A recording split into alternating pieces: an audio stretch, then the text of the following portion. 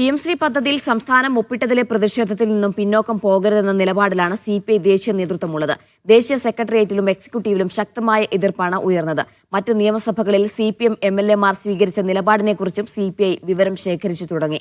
General secretary D. രാജ നേരിൽ കണ്ടിട്ടും CPM general secretary MA baby പുലർത്തിയ നിസ്സഹായ നിലപാടിലും CPIക്ക് എതിർപ്പുണ്ട്. CPIയുടെ വിയോജിപ്പ് ജനങ്ങളോട് തുറന്നു പറയണമെന്ന നിലപാടാണ് ദേശീയ നേതൃത്വത്തിനുള്ളത്.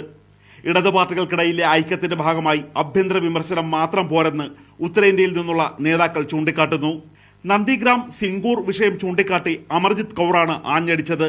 ബുദ്ധദേവ് ഭട്ടാചാര്യ മുഖ്യമന്ത്രിയായിരിക്കുമ്പോൾ ബംഗാളിലെ കൃഷിഭൂമി വൻകിട കോർപ്പറേറ്റുകൾക്ക് കൈമാറുന്നതിൽ CPIക്ക് എതിർപ്പുണ്ടായിരുന്നു. CPI ബംഗാൾ സംസ്ഥാന ഘടകം ഈ വിയോജിപ്പ് അന്നത്തെ സംസ്ഥാന സർക്കാരിനെയും CPM-നെയും അറിയിച്ചു. പാർട്ടി ദേശീയ നേതൃത്വത്തിനും ഇതേ നിലപാടായിരുന്നു. എന്നാൽ മുന്നണി മര്യാദയുടെ പേരിൽ ഈ വിയോജിപ്പ് പുറത്തു പറഞ്ഞില്ല. വ്യവസായ നയത്തോട് ബംഗാൾ ശക്തമായി പ്രതികരിച്ചതോടെ CPM-ന്റെ ഒപ്പം CPI-യും ഒലിച്ചുപോയി.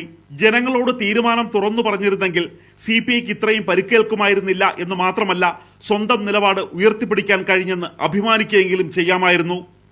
ബംഗാൾ അനുഭവത്തിൽ നിന്നും കേരളം പാഠം പഠിക്കണമെന്നാണ് അമർജിത് കൗർ ഉൾപ്പെടെയുള്ള ദേശീയ നേതാക്കളുടെ നിലപാട്. D Dhanasumod, media 1, Delhi.